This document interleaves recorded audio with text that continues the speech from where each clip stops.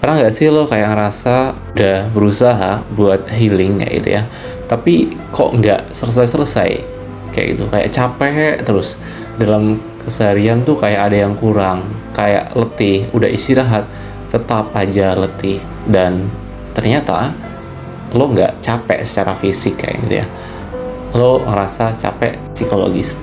Nah, kalau lo lagi ngerasain ini, silahkan lo dengarkan video ini sampai habis supaya lo bisa ambil insight-nya nanti di akhir. Oke, jadi ada banyak sekali hal-hal yang mungkin ngebuat diri kita itu kayak stres kayak gitu ya. Apapun hal itu yang mungkin ngebuat diri kita stres pasti akan menimbulkan apa ya namanya, kayak efek kepada diri kita gitu ya, ataupun respon psikologis diri kita, entah itu deg-degan, entah itu letih yang berkepanjangan, sedih, dan lain sebagainya. Itu merupakan kondisi psikologis yang ibaratnya alamiah, dialami oleh semua orang.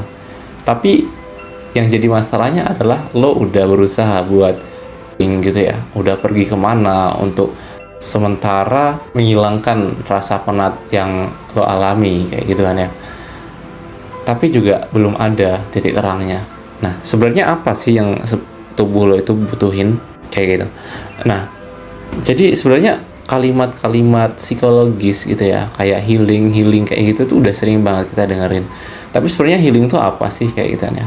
Tapi mungkin secara garis besar gitu ya, healing adalah bagaimana seseorang itu bisa fresh dan pulih kembali ke kondisi normal ya, setelah dia itu alami down, dalam artian kesehatan mentalnya itu memburuk kayak gitu. Dengan healing, harapan orang-orang itu bisa kembali sembuh dan menjalani kehidupan seperti biasanya.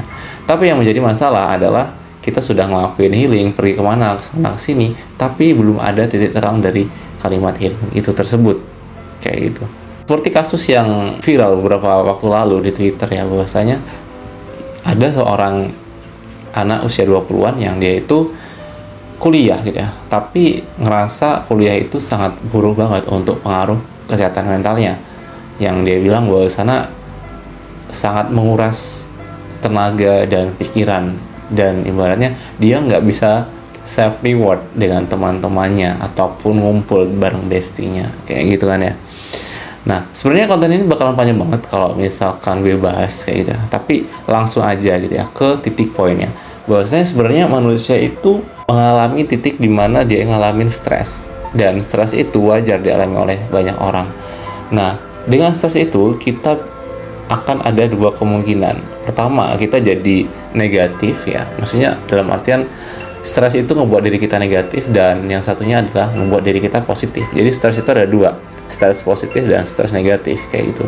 Tapi itu juga tergantung juga dengan manifestasi diri kita. Kita mendapatkan stres, setelah kita menerima stres, apa yang harus kita lakukan? Nah, itu yang akan menjadi penentu kedepannya diri kita ini, kira-kira stres yang kita alami itu stres negatif atau stres positif sih kayak gitu.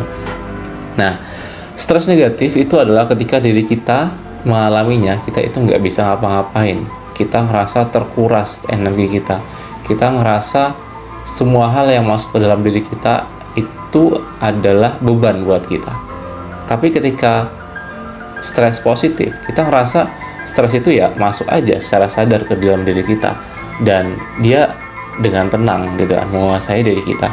Tapi di sini yang perlu digarisbawahi adalah stres positif itu lebih kepada seseorang ya. Misal lo dikasih tugas sama dosen lo, dan lo ngerasa stres ya karena lo punya tanggung jawab untuk menyelesaikan pekerjaan rumah lo gitu kan, dan setelah lo kerjakan, nah stres itu bakalan hilang kayak gitu ya. Nah, itu adalah bentuk dari stres positif kayak gitu ya. Dia memberikan impact positif setelah kita itu ngelewatin stresnya.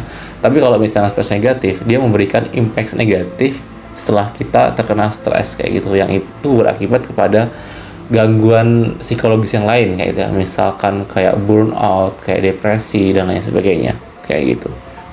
Nah, kembali ke healing. Sebenarnya healing itu apa sih kayak gitu ya? Kok penting banget untuk orang itu tahu mengenai healing?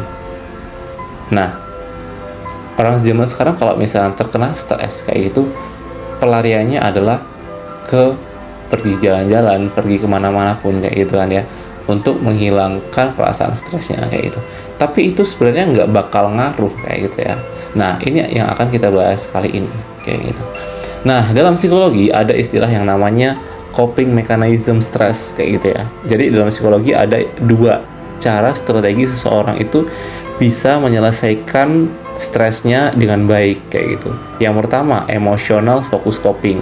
Nah, di sini emotional focus coping adalah gimana seseorang itu setelah mendapatkan stres, setelah menerima stres, dia itu mengalihkan stresnya itu ke emosi kayak gitu.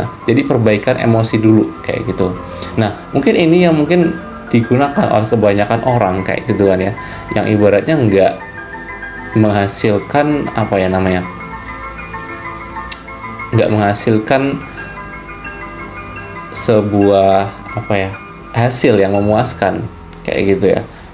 Ketika kita itu terkena stres, terus kita ngelapinya ke hal-hal yang mungkin menyenangkan kayak itu, itu nggak masalah sama sekali. Cuman yang jadi masalah adalah kerjaan lo dari tugas dari kuliah itu nggak selesai kayak gitu. Nah, berbeda dengan yang satunya. Jadi tadi kan ada emotional focus coping, dan yang kedua adalah problem focus coping. Nah, di sini adalah gimana seseorang itu menerima stres dan fokus kepada sumber stres kayak gitu. Jadi ketika kita itu ngalamin stres, kita itu fokus gimana caranya tugas yang kita berikan, tanggung jawab yang kita dapatkan kayak gitu, kita kerjakan dengan baik sampai dengan selesai. Nah, di situ akan memberikan efek psikologis kepada diri kita, yaitu beban kita jadi berkurang. Otomatis stres kita juga akan turun kayak gitu. Nah, ini sebenarnya yang perlu ditekankan kepada teman-teman. Nah, menurut kalian selama ini itu lebih ke emotional focus coping atau problem focus coping sih kayak gitu? Mungkin bisa kalian tulis di kolom komentar nanti. Nah, lanjut nih. Pertanyaannya selanjutnya adalah bagus yang mana nih antara emotional focus coping dan problem focus coping? Nah, oke. Kalau kita lihat secara luas kayak gitu, itu kita nggak bisa ngelihat yang bagus yang mana kayak gitu. Cuma kalau gue disuruh milih, gue akan lebih memilih ke problem focus coping. Karena apa? Karena di sana kita bisa menghasilkan sebuah hal yang ibaratnya menjadi tanggung jawab kita itu selesai kayak gitu. Tapi kalau misalnya emotional focus coping, ya kita untuk sementara kita tinggalkan tugas kita, tanggung jawab kita fokus memperbaiki mood emosi kita. Tapi ketika kita kembali, kita akan kembali stres kayak gitu. Nah, mungkin disitulah perbedaan di antara keduanya kayak gitu. Tapi kita juga nggak bisa mendeskripsikan bahwasanya gue lebih ke apa ya namanya emotional focus coping, gue lebih ke problem focus coping kayak gitu. Karena banyak pertimbangan sekali kenapa kedua metode ini kadang juga perlu kita perlukan kayak gitu. Karena latar belakang seseorang itu juga beda-beda. Nah, otomatis penanganannya dan juga peristiwanya juga berbeda-beda. Nah, itu tadi penjelasan dari emotional focus coping dan problem focus coping, supaya kita itu nggak asal-asal healing kayak gitu ya. Healing pergi kemana itu udah healing supaya kita nggak stres. Bukan seperti itu sebenarnya yang kita butuhkan. Tapi kita harus tahu seberapa tepat sih sebuah konsep untuk emotional healing itu. Nah, itu banyak sekali teman-teman. Nggak cuman emotional focus coping, problem focus coping. Nanti di situ ada kayak mindfulness dan lain sebagainya. Itu menjadi hal yang mungkin perlu teman-teman pelajari.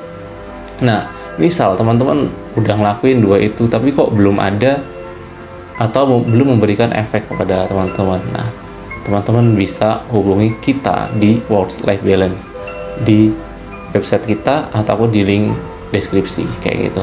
Nah, di sana mungkin teman-teman nanti dapat banyak banget benefit kayak gitu ya.